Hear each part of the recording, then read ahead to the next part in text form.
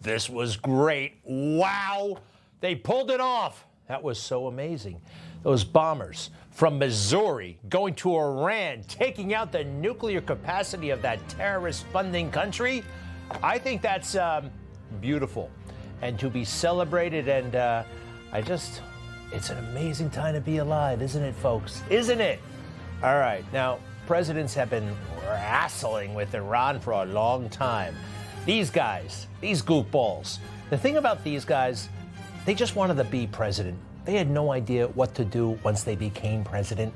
They wanted the perks, they wanted the fame, they wanted the power, they wanted the potential to make real money, because they couldn't make real money doing what they were doing because they weren't real world-class good at anything.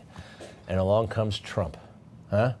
Somebody who was actually there not to be president, but to get things done as president, and brought world-class talent to the White House.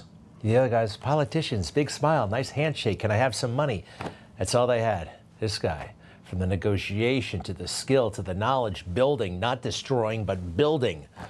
Well, it all came together in the most spectacular fashion. This man, Nobel Prize, 1,000 Nobel Prizes, huh? All right, can we see like the big scheme of maneuver? These jets take off from the middle of the country, which is astounding, right? The B-2s. Some go west, others go east. Now let's see them animate and fly all the way over, stopping along the way in midair, not landing, but getting refueled in midair, which is totally crazy. You can't see these things on radar. They spend about, 25 minutes over the target zone, take those bad boys out, the big facilities. The Navy had a big role in this, and it's spectacular. And I think President Trump was in awe himself that this all came together, that he would be the president at this moment. I've seen presidents before, God bless America, God bless the USA. I've never seen it uttered like this, where you can tell the man is speaking to the Lord directly from his heart. In particular, God, I want to just say, we love you, God, and we love our great military. Protect them. God bless the Middle East. God bless Israel. And God bless America. Thank you very much. Thank you. How about that? What were those words? God, we just want to say, in particular, God, I want to just say, we love you, God.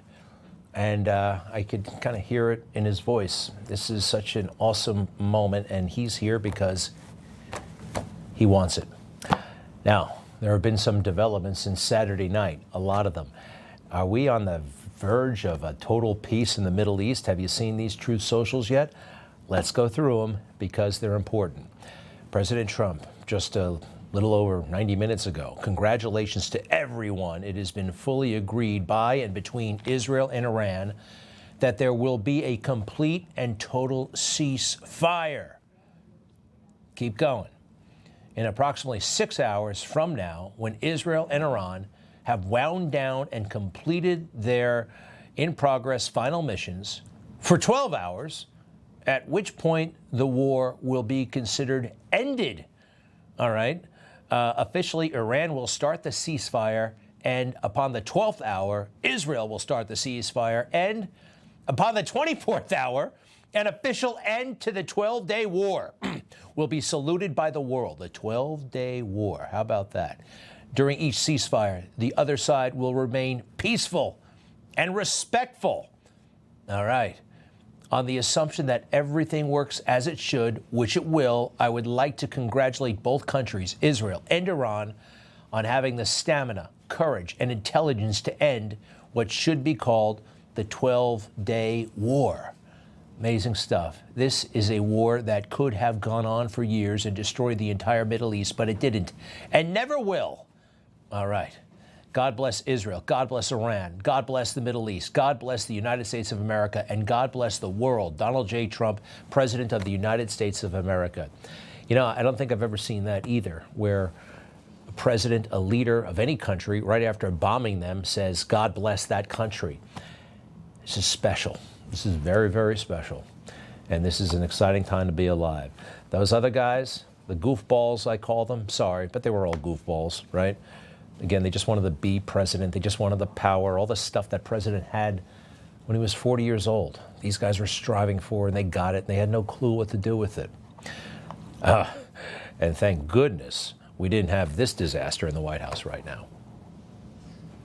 And what's the message to Iran? Don't. As President Biden said, just don't. Exactly. One word. Pretty straightforward. No, it's not. I mean, that's possibly all you could remember. They didn't even have to give you a briefing card for that. Joe as well. That's why he liked the policy so much. The word don't.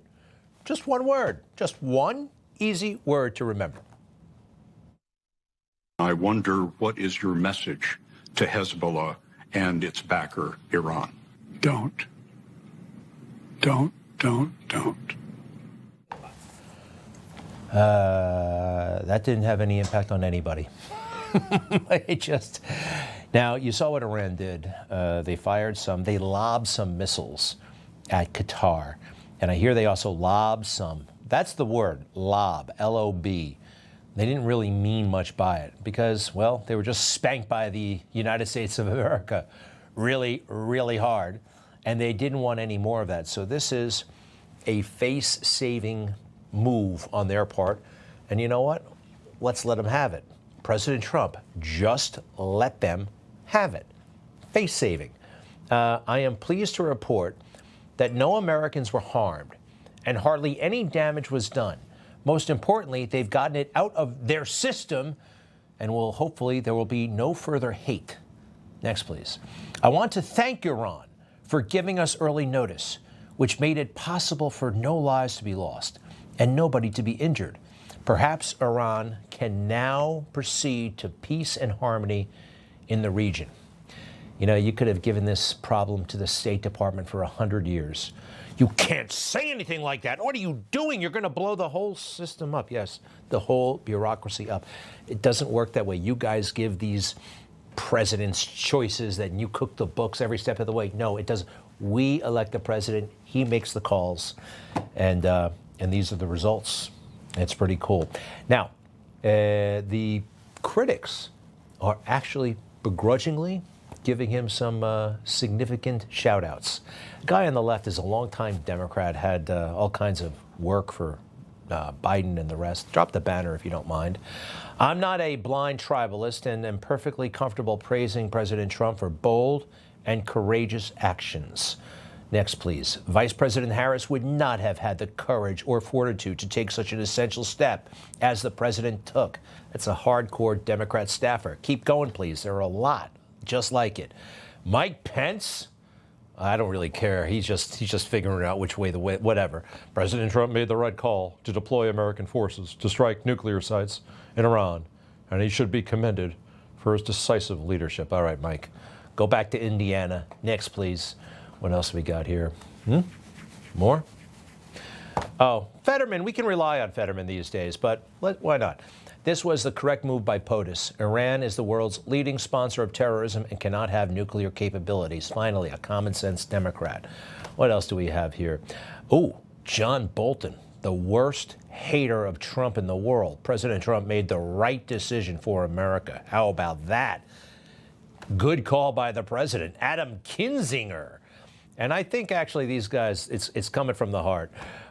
It was executed skillfully and with decisive, if perhaps deceptive, presidential leadership. Backhanded compliment, but we'll take it. That was David Ignatius from the Washington Post. The president deserves an enormous amount of credit. How about that from Chris Christie? So this is like, these are huge, glowing reviews. Doesn't get much better than that. And President deserves all this credit, of course, and more. I think he deserves a Nobel Peace Prize. And how about some medals for the troops who actually pulled it off? What was this thing called? Operation Midnight Hammer. Impressive name.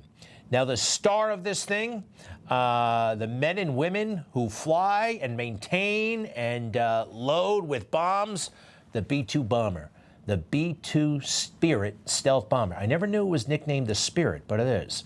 Such a cool-looking plane, been around for a long time, actually, 30 years. People forget, but it's been updated over the years. And it can fly anywhere in the world, drop a bomb, and fly all the way back to Missouri, Missouri, based in the middle of the country. We have footage of the aircraft actually leaving Missouri. I guess this would have been, I don't know, Friday night or something like that. Take a look. Bump up the volume, too.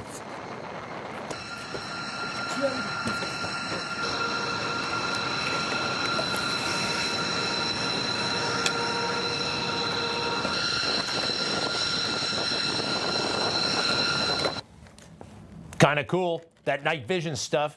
And you want to see the inside of a B-2 stealth bomber Spirit cockpit? I've never seen one until right now. Pump up the volume, please.